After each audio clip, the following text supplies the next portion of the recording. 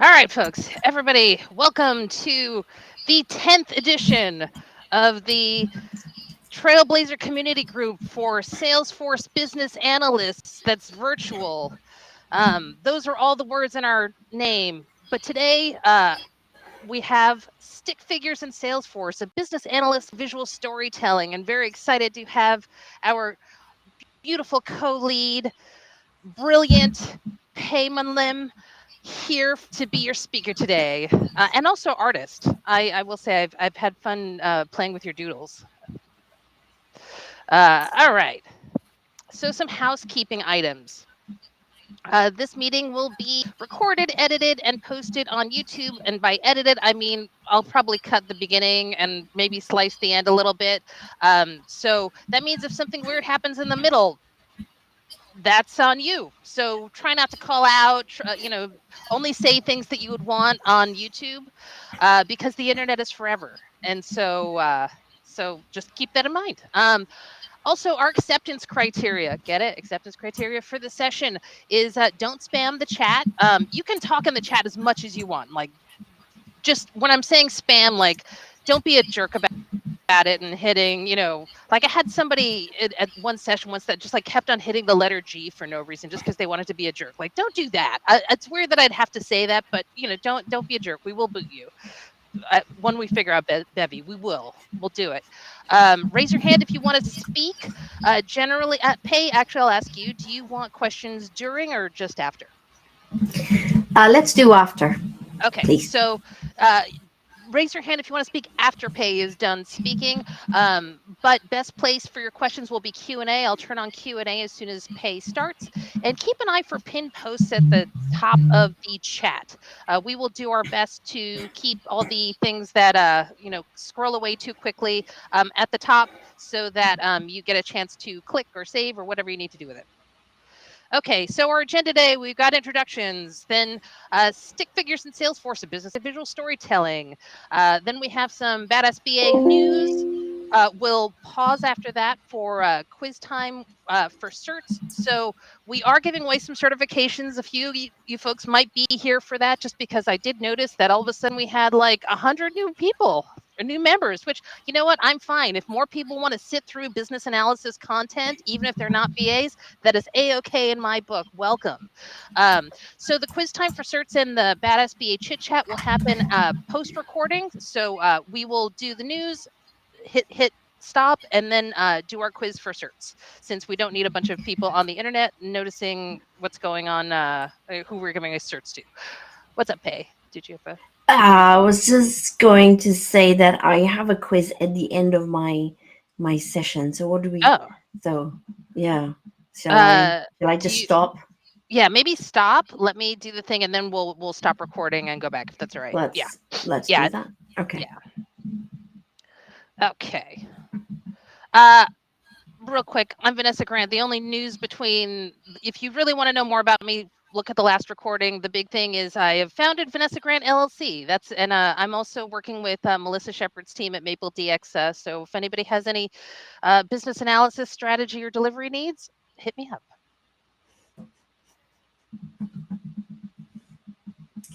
Hello, everyone. This is me. I'm going to tell you a little bit more about me when I get started. So I'm just going to let it slide go. All right. And and this is my don't forget to take a picture, Vanessa.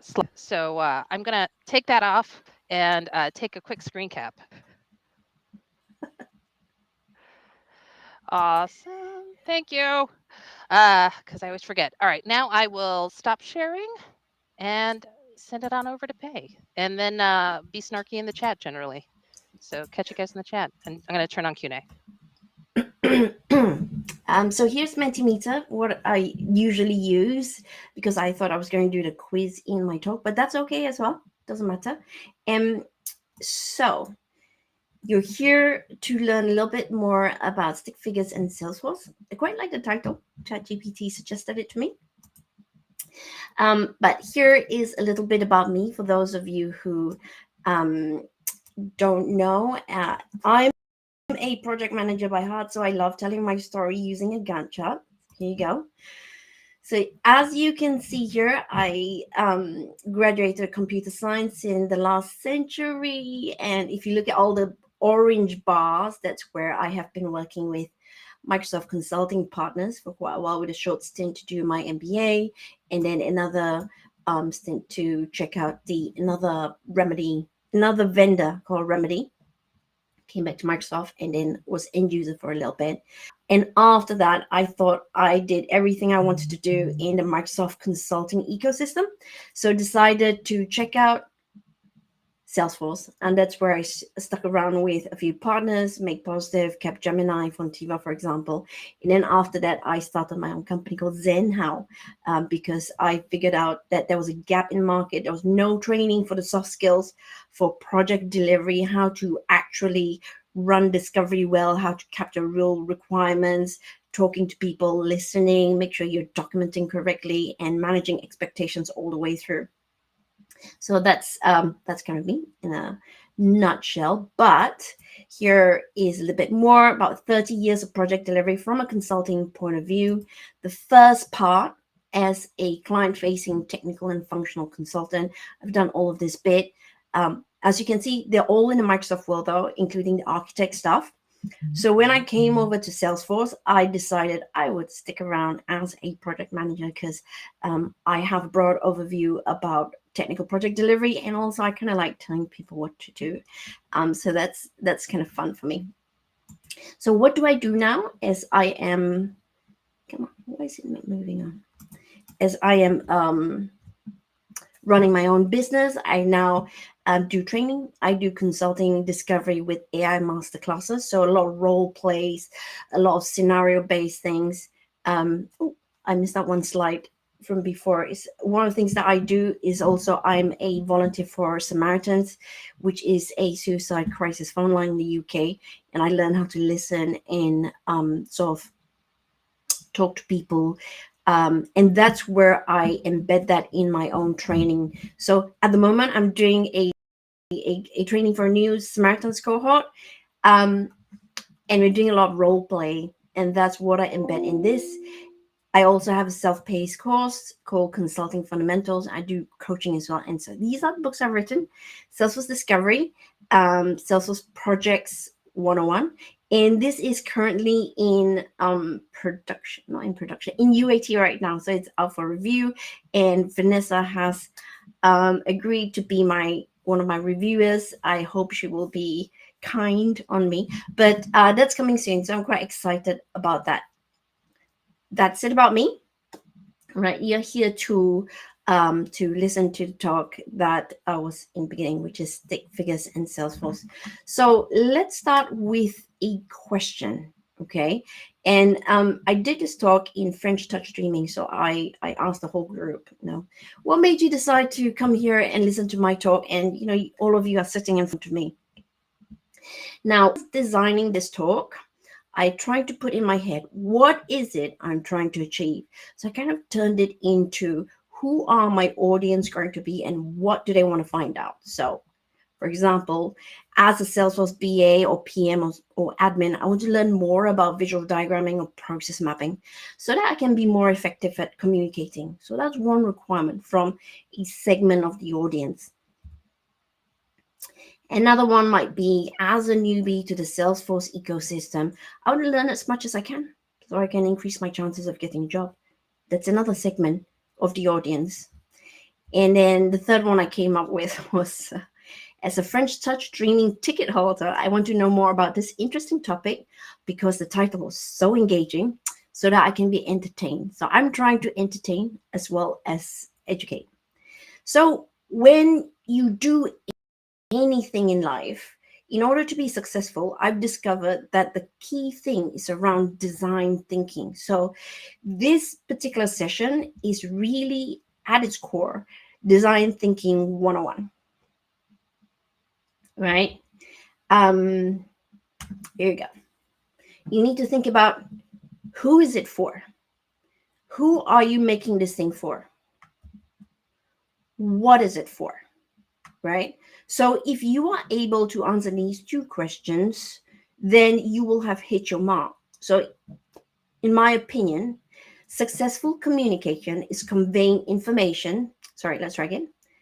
Successful communication is conveying information and having it land in exactly the way you want it to. It's like telling a joke and then having everyone understand it and then just really connect with you. That's what real communication is. So when I'm building something, it could be a talk, documentation, a course, design a system, anything, right? I'm asking myself, who is it for and what's it for? And how can I present or build this thing to get the outcome that I want, right? So how do we do that? How do we get to these answers? And the key answer here is Vanessa sort of mentioned it in the beginning. It really is empathy. It is stepping into someone's shoes and figuring out what is it they want from this interaction. So this is, you can see a lot of pictures from my latest book, which is Successful Salesforce 101.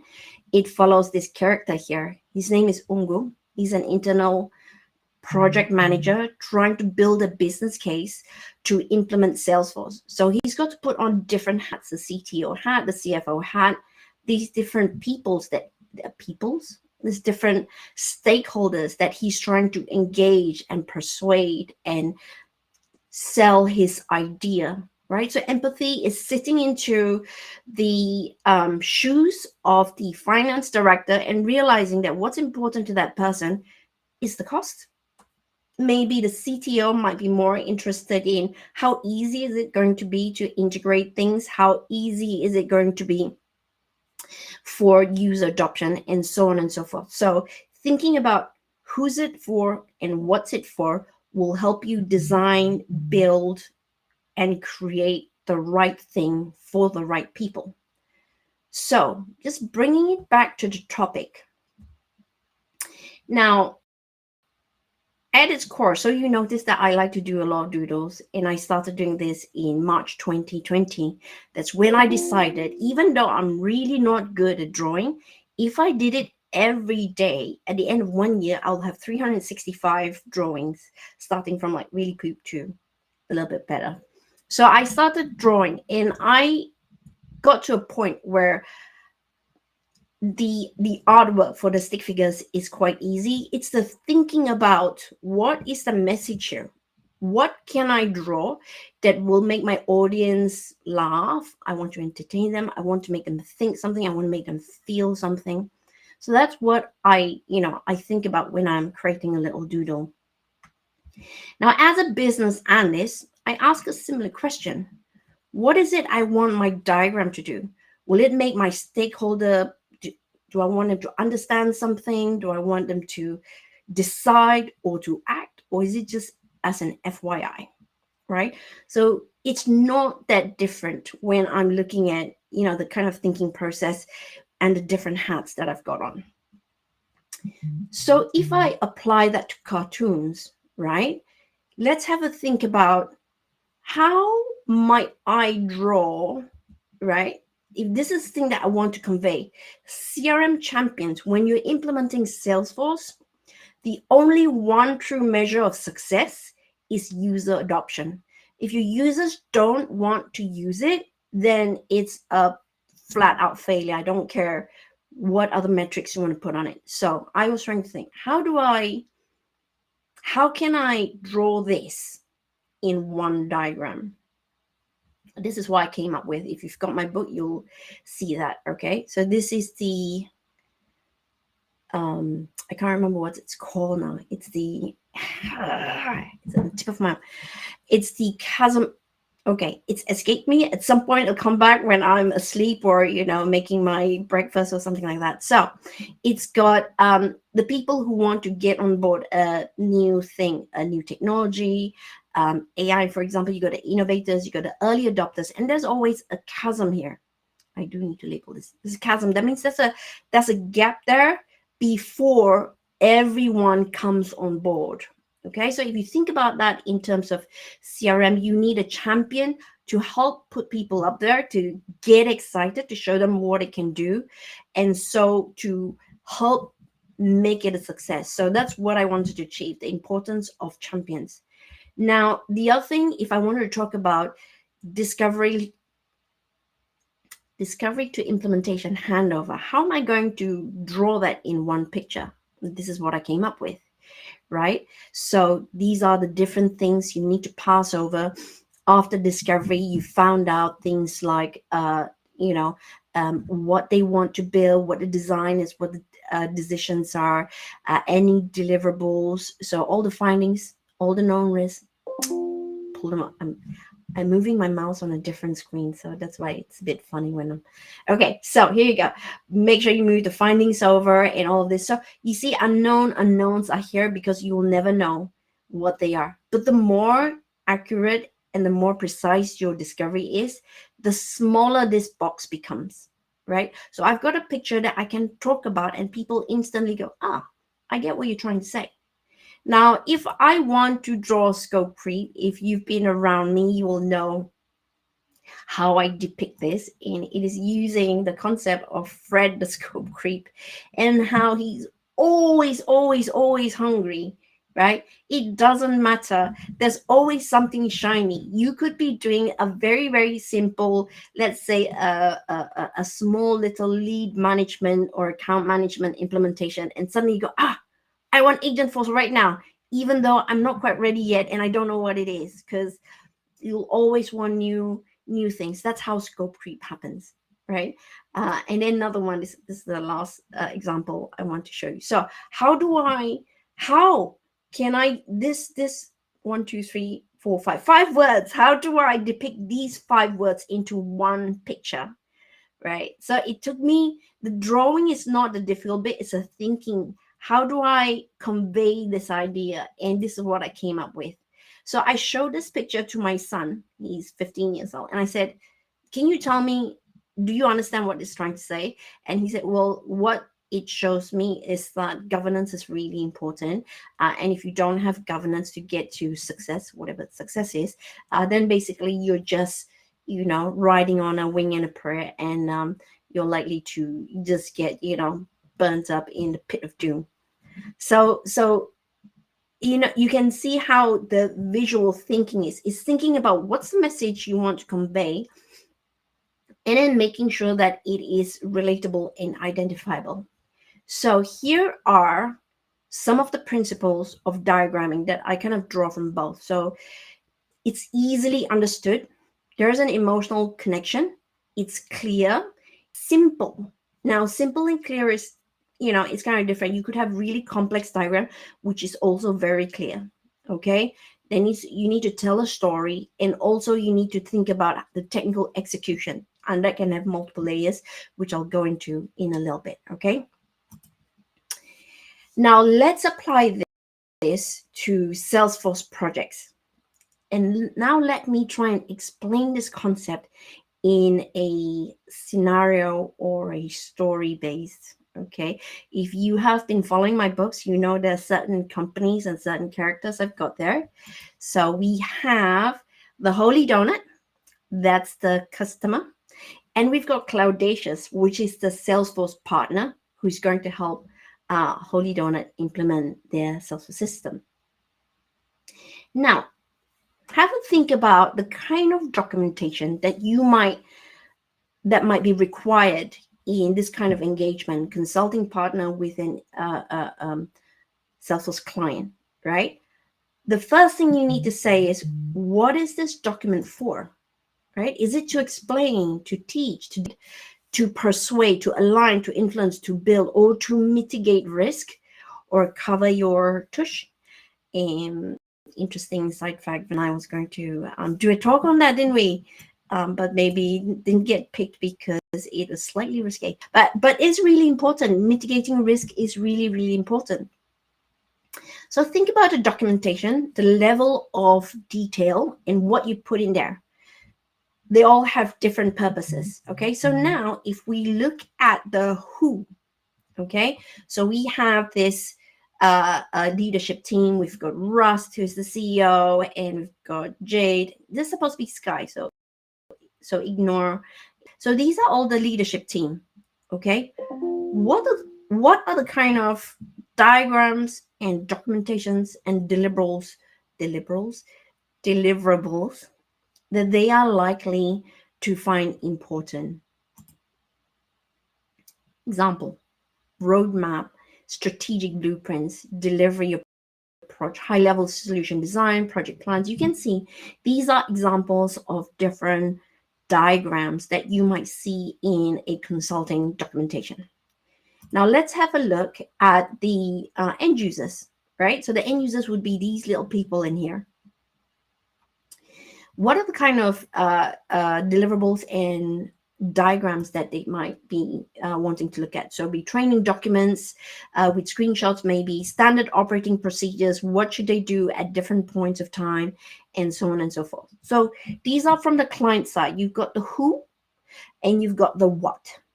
Now, if we swing over to the Cloudacious side, which is the consulting partner side, and this is my team, and well, not my team, this is the Cloudacious team, and you'll get to know them in the book. So my very first book on discovery was centered around Rouge. So she's a graduate that's just joined Cloudacious, and she got put onto discovery, and that's where she's learning about the process.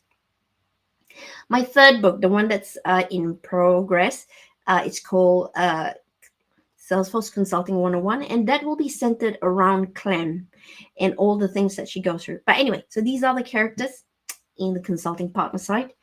And what are the kind of documentation and diagrams that they will need? Now, they will need a different one, right? Process maps, screen designs, report layouts, user stories, technical design, data model, integration map, all of this, because they need to know how to build the system that the Holy Donut needs, right? So that's kind of really high level. It hones you down to the who and the. Now I'm going to go a little bit deeper into the what, okay? And the what here is actually the Salesforce diagrams. Okay, so let's have a look at some examples of the diagram. So we have the to be technical landscape. So now that we're going to implement Salesforce, this is how it's going to look like, and this is going to integrate with your other system. I do put, I do, my diagrams really do have these stick figures, by the way, because I find them so much more interesting than the standard ones. But it draws people's attention, and they know, right, these are the different actors in your implementation, and in different documents and diagrams you'll be able to see what it is that they want to do. Say, for example, in a swim lane, or a logical map. So here's another one, which is an integration landscape diagram. Sometimes people call it integration catalog. There's different names for the different diagrams and documentation. This talks about the interfaces between different systems and what is going to be useful for which kind of function. Is it one way, is it two ways, is it real time, is it batch? Those sort of integration patterns. You might have a data migration approach that is in a flowchart to say what's going to happen at different points of data migration cycle. You might have test stage environments, and this was something that I put together because I needed to see. So as a project manager, I'm going to roll back a little bit. Some of the key reasons why projects are underestimated is because a lot of partners focus the estimation of a project on the build. How long does it take to build this feature, this function, this user story? And the non-functional estimations are ignored. Not ignored, or maybe just left out. And a project manager needs to pick that up. And luckily, I've got some technical background, so I understand deployment takes time. If you've got more than one sandbox, you're going to take even more time. And you need to make sure that things are in place. So I made this diagram to say, okay, you've got one deployment here, another deployment here, another deployment here, another deployment here, and over here maybe there's other integrations that we need to look at. They need to do some migration of like test data, etc., etc. So all of that goes into estimation. So I put this diagram together so that I can communicate that, especially when the client says, hey, how come your estimation is so high? Why is it going to be so costly to do this? Well, customer, you have 1,200 environments of different languages, etc., etc. You can diagrams make it very easy to explain, and customers can get it quite easily. Here is another one that I put together. My documentation has got loads of diagrams because I totally understand the importance of visual communication. So here you can see very clearly, right? Holy Donut is, they are in charge of the non-functional requirements. Tyra, which is a completely different Salesforce partner who's implementing Commerce Cloud. So this is all fictitious, by the way. They are involved in system integration testing and unit testing for Commerce Cloud. Cloudacious, which is my fictional one. This is what they're doing, and the Holy Donut will be doing that in the UAT overall. And all my diagrams are accompanied by a lot more information as to who's doing what and where the boundaries are, the exit and entrance and exit criteria. And then finally, I have a very standard flowchart. We can use UPN as well, and UPN is something that's very specific to Salesforce. It's very powerful. It can do a lot of things, but it may not be suitable for all customers because for many organizations out there, Salesforce is but a very small part in the whole enterprise technology stack. And so, different customers have different requirements. And a standard flowchart is, it's quite ubiquitous across all technology, all platforms. You can use this. A lot of people understand it as well. A diamond is going to be a decision. And then if you do it properly, you have a good start, a good end. If you follow some ground rules, you can do some very, very good, complex flowcharts communicated in a simple way so that everyone can understand, even if they don't have any business analyst training or background. Think about it. A lot of your users might be teachers, might be volunteers, out in the field. It might be cable tech workers who don't use systems at all. So you need diagrams that can be really well understood. So I go for flowchart for that reason. Now, there are some common pitfalls when I'm sure a lot of us have seen very bad diagrams. Now, if I didn't tell you they were bad, you wouldn't know. So I've been training a lot of consultants as well. So let's look at some examples.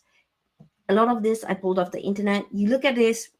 I showed a senior consultant this, and they thought it was fine until I pointed out where a lot of confusion could be and what happens when a end customer is looking at this, and confusion in terms of the requirements that you're going to build. And only when I drill down into those sort of details that they went, okay, this is not great for all these reasons. Here's an example of a really poor process flow because it's not consistent. There's no legend. It just doesn't flow. You don't know where to start. You know where it ends. But the start's down here. Now, the human eye doesn't naturally go bottom left as a start. So I always say when you want to start, it should be top left. End doesn't really matter, but the starting point, because you need to help to draw the eye. And here's like a really, really bad one. Okay. Okay, so those are the bad examples. So let's have a quick look at the kind of things to watch out for, right? So again, I'm drawing parallel between doing doodle, doing cartoons, and also process mapping. So here's one: overcrowding. We've all seen a diagram. So the last one that you saw is too much on the screen. You have to think, who is it for? It is for your audience. Who's your audience? Is it going to be operations director? Is it going to be an enterprise architect? Is it going to be the end user? So thinking about who's it for will allow you to change how you draw the diagrams. But overcrowding is usually not a great idea because it takes the person quite a while to take in stuff. You're adding friction to their thought process, which reduces their likelihood to be on board and be enthusiastic about this idea or the solution that you're selling them. The inside joke. Okay, so on top of doodling for Salesforce, I also my latest obsession since I discovered the last year is CrossFit. So I doodle a lot for them as well in our little Facebook group. And if I show you this diagram, right, I'm going to have to explain it to you. So here it is, right? So the problems when you're super fit. Okay, so this is my coach, and she says, all right, everyone, pick a partner. And we got someone who says, I don't want to pair with Shalene because you're fitter than me, you're stronger than me. How about rock, paper, scissors? And she's going like, oh my God, can you just stop it already? Now, you see, I had to explain it to you because two things. Number one, you may not be doing CrossFit. And secondly, you don't belong to the CrossFit community that I belong to. When I posted it, everyone in my group knew 100% what I'm talking about. Because Shailene is a beast. She is a champion. She can do all sorts of things that I can only dream about. So that's an inside joke. Now, if you do a diagram that requires explanation, you have got it wrong. Okay, so that's why my CrossFit pictures I don't post on LinkedIn. It's not even on Insta or anywhere. It's very specific because it's for a very, very specific audience. Right? Then you have those that are too clever. Now, I know some lovely, lovely architects who are so brilliant and who's so amazing. They start writing documents and there's put their put their diagrams together, they fall into the too clever trap. They fall into, if I use smaller words, people won't think that I'm as amazing and as awesome as I am. So I need to use like really long words. I need to use diagrams that's as complicated to just show how very big my brain is. And that's a flaw because someone will read it and think, oh my goodness, I feel stupid, I feel really dumb, I don't understand this, that means I don't like it. So a lot of times when you make people feel small or dumb or stupid or you know diminished, they're unlikely to come on board your idea of your solution or anything like that. So the being too clever is something people don't realize is a hindrance in their communication skills. Consistency problem. Okay. So I don't want to say I'm OCD or anything like that because that is a phrase that shouldn't be used in such a flippant way. But have you ever been at a talk where someone's got some slide decks, right? And they're going from slide to slide to slide, and then you realize that their title keeps kind of like moving, sometimes to the left, sometimes to the right, sometimes big, sometimes different font.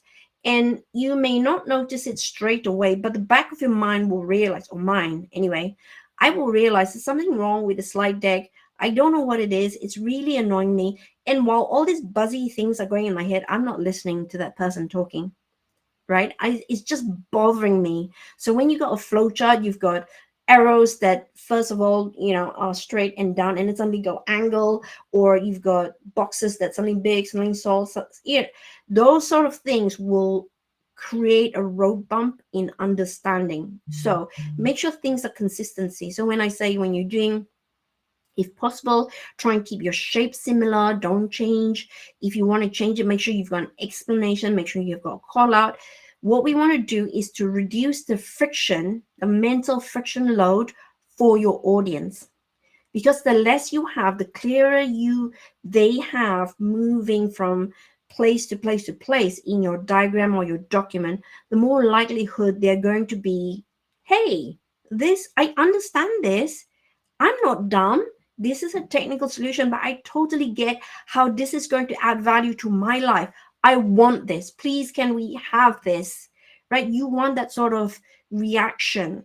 Okay. So make sure you look at the consistency problem for people like me, so that you're reducing my mental load and removing the friction. Okay. The missing context. So when you don't explain something and you launch straight into things. So my children is very much like that. They'll tell a story halfway through without context. So make sure that your diagram has got context. It's got a title, it's got legends, it's got call outs, so people know what they're looking at. Who's it for? Oh, this is a flowchart for, I get people to, in my training, I get them to draw the process flowchart for making your favorite beverage. So they'll start drawing and things like that. And then the context should be like the title, how to make the best cup of coffee for Pei. That is context. So thank you. Right. So that was that. Now, detail obsession is again understanding how much detail to provide. I think as long as you provide context, a lot of detail is okay as long as it's not overwhelming. The biggest problem that I see is where people have different levels of details in their diagrams.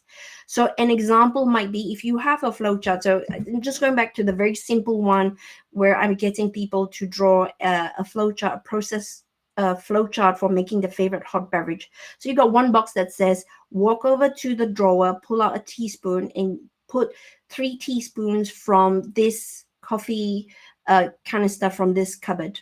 That is pretty detailed. But a few steps down, it might be, just add sugar. Okay, there's an inconsistency there in terms of the detail. So make sure that the detail is correct. Flow failure. So this has to do, in my head, with how you want your audience to move through your diagram. So here is an example of a doodle that I've done. Okay, so you got to know math when you want to do CrossFit. Okay, so when you're doing weights, for example, you need to figure out, okay, if I need heavier weights, I'm always having to add together, okay, 2 plus 5 plus whatever, does it equal anything? So I was trying to depict it here. So I need heavy weights. Here's 2 times 10 kilo. That's less than 2 pi r. No, it's the same as mc squared. Okay, here's like this. Okay, give it here. Now, the flow of dialogue is here, here, here, here, here, here. Okay, so I'm thinking about how am I placing the dialogue boxes so that the eye flows correctly. Now, this other diagram that I was drawing, and I was having a big trouble. So have a look at this, okay? I'm trying to do a muscle up. I can't, by the way. Okay, so here, muscle up, I crush you. I've done it. Don't you think the bar is a bit too low? Nope. 5. Okay, the problem I have here is no matter what I do, my eye will do this one, nope, and then this one, and then this one. That's because there's a line here.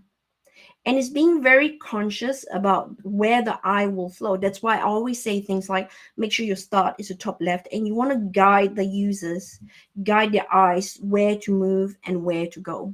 So being very conscious of flow. So your process flow needs to be, try to be from left to right or left to bottom, not starting from right, down, up, in all sorts of places. So just being aware of your customer, your audience, sorry. And then finally, the tool trap. What should I be using?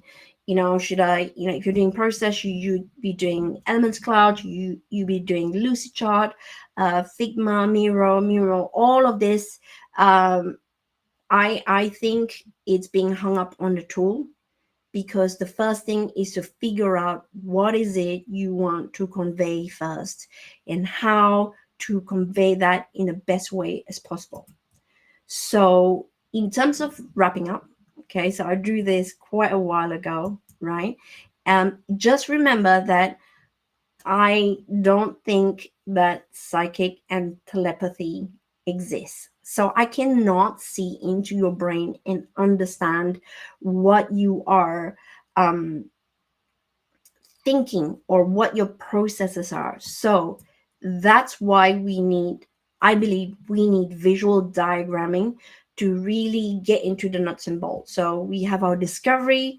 I understand, I ask questions, I listen, I draw it out, and then I present it back to you. Hey, so based on our last conversation, this is how I understand your lead process, your renewal process, your payroll process looks like. Is that correct? Is that not correct? Let's, iterate until we have a well structured and illustrated diagram that is the output of our discussion in our brains. We can look at it and go, we both understand. We both can see this picture and understand it. So just kind of wrapping up, bringing you back.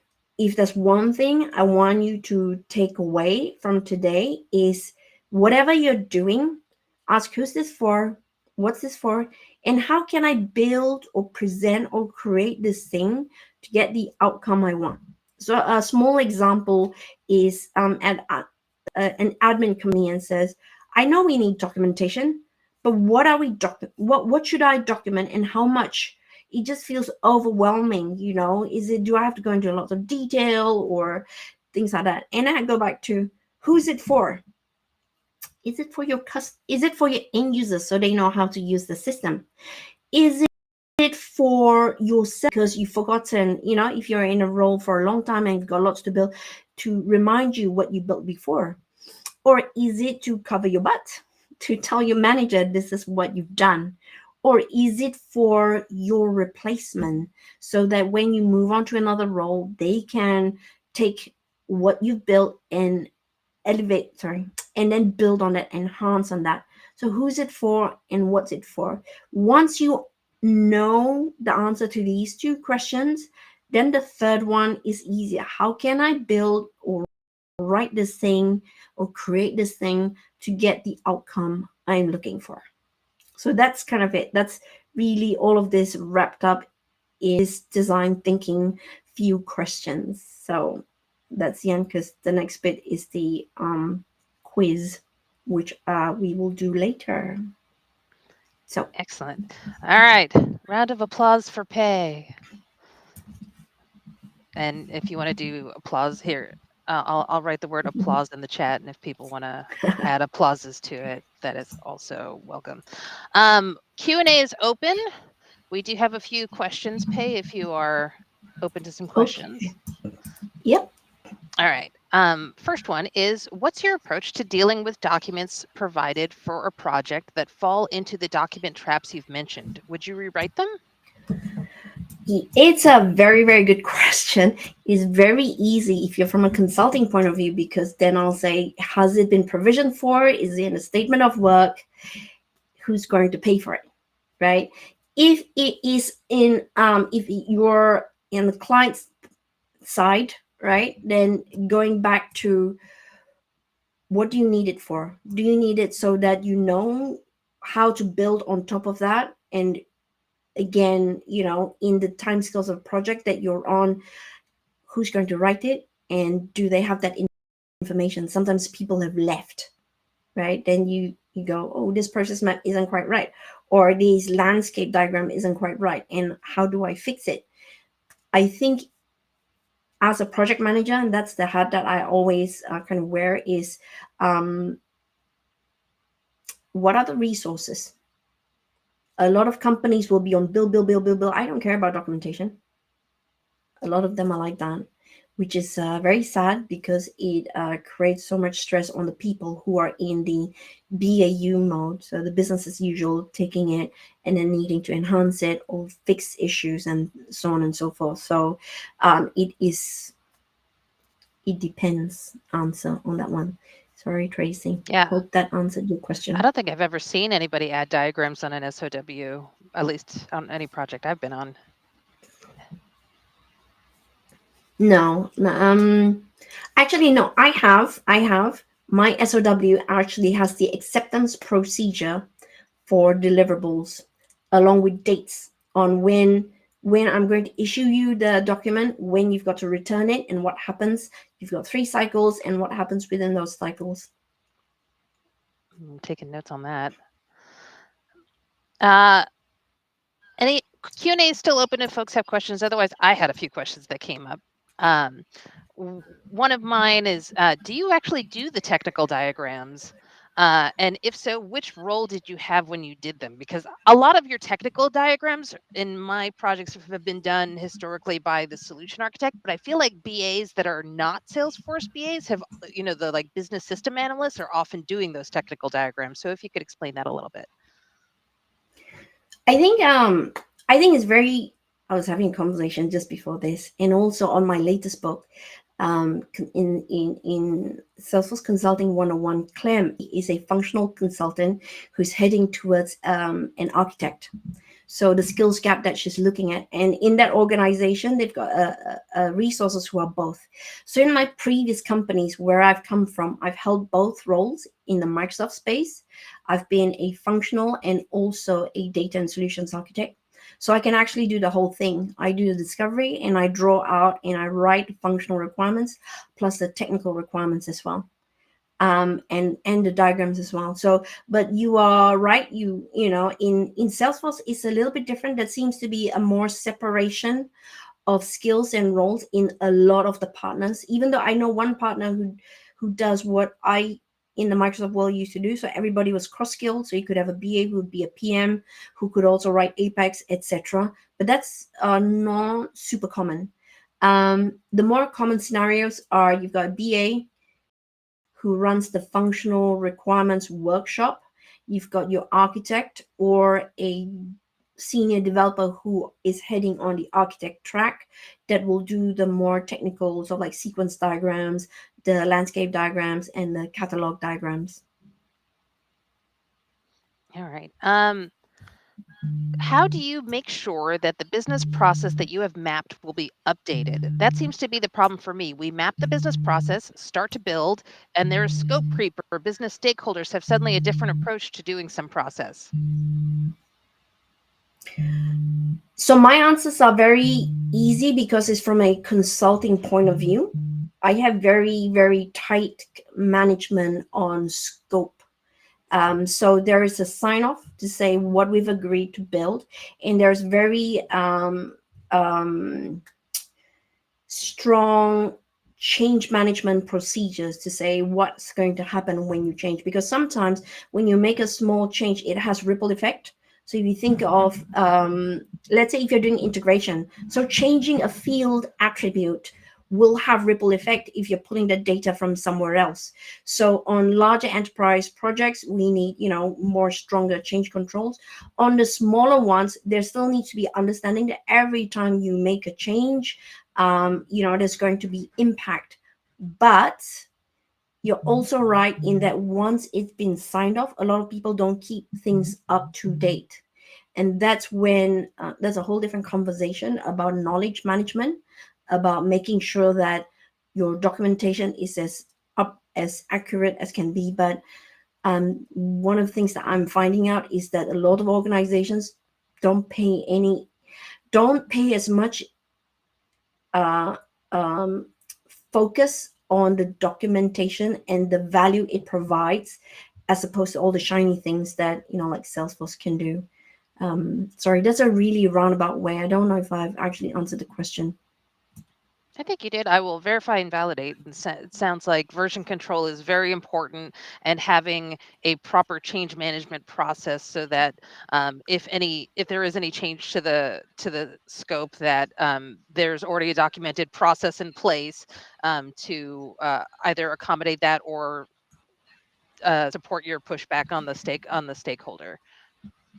My Yes, actually, I'd like to mention one Yeah. thing is the definition of done, right? How do you know when you've done something? So if you implement good kind of like project delivery procedures, you have somebody who writes a user story or a requirement, which may be a modification of a previous one. It doesn't matter. It's all treated separately because in theory they should be standalone, right? So your next user story should be, modifying. So if the previous one, it says, build so many fields of this type, then this one should be a fixing of this one. So your definition of done for user story could include things like, after deployment, making sure QA test scripts are written and internal documentation is updated, your solution notes is updated, the end user facing documentation is updated. So you can say this is done and move it off your Kanban board. So when you have a good process around all of that, then these sort of things won't kind of like fall through the cracks. All right. Next question. Is there ever a situation of having two different levels of user guide documentation, perhaps one for quick adoption and more detailed once users are more comfortable? Thinking about having too detailed of documentation could scare away timid users. Yes, you can have different levels. Think about training. Okay, we all absorb information differently, and some take audio instructions easily. So, and some take, like I need a map. I can't understand if someone says turn left, turn right, that sort of thing. So you would have different levels. So some people, in-app documentation is great. I think that should be the way. A tour of your this process flow at any time is also great. I would, if you go back to who's this for, this is for the users.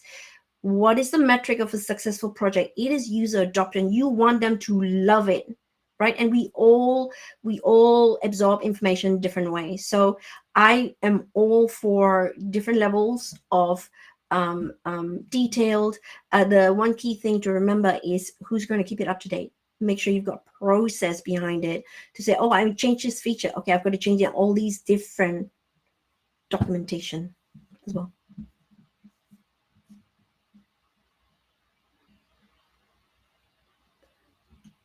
Got one for tools. I was a Visio girl because I was Microsoft. And so, that's the world that I came from. But now, I work for myself. I don't have my company paying for my license. My go-to is actually draw.io. Oh, this I have to share this thing that's been on my mind about systems. Okay, so for all the systems, Salesforce or apps or anything else, one of the things that you need to think about is offboarding. What happens if the system is no longer in use? What are you going to do?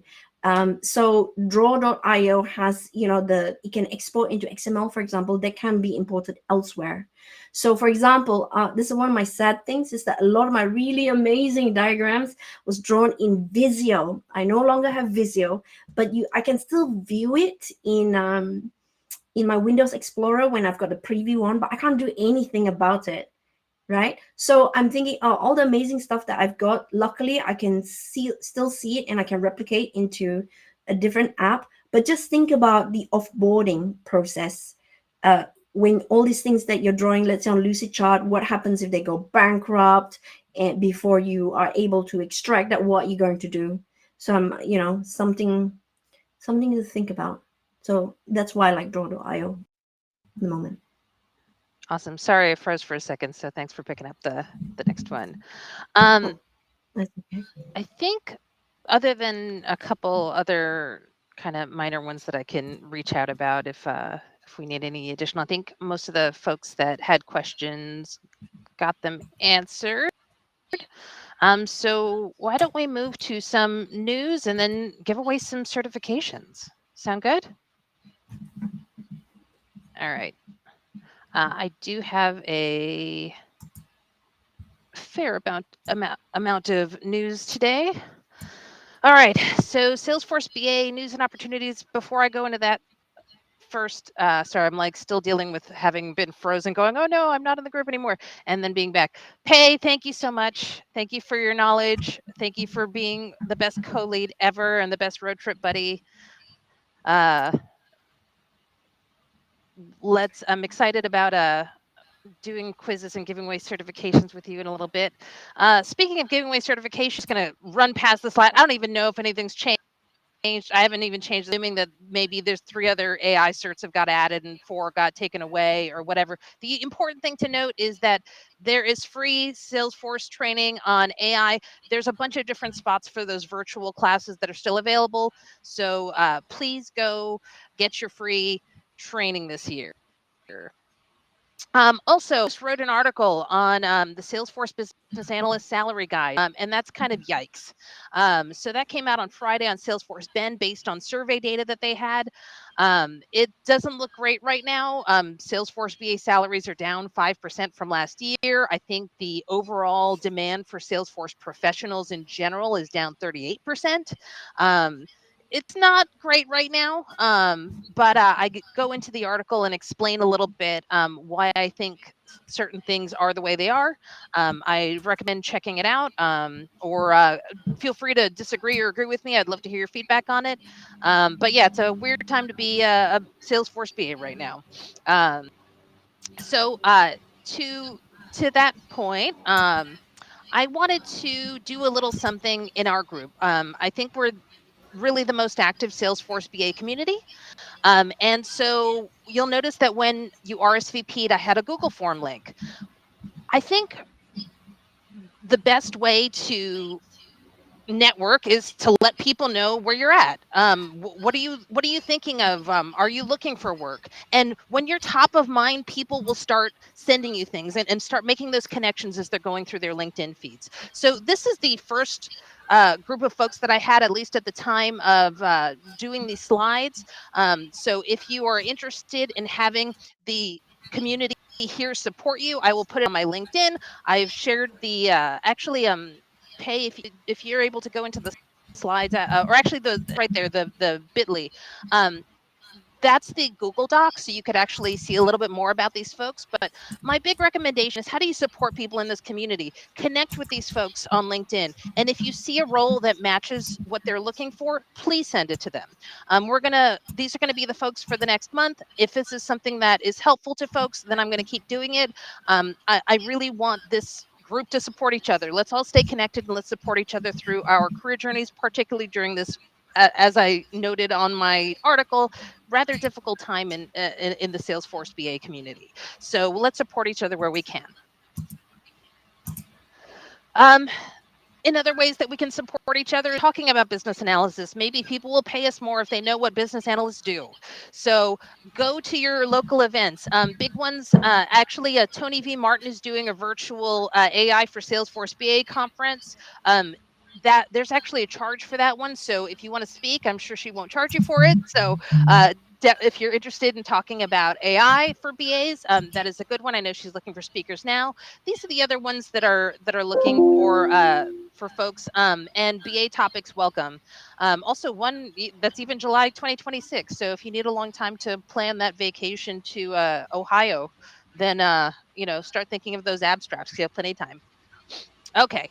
Also, if you want to speak to our group, I don't have to be the loudest person in the room all the time, guys. So feel free to submit. We would love to have you on. We actually have a couple folks scheduled later on this year, that'll be either first time speakers or newer speakers. And I'm really excited about bringing them on.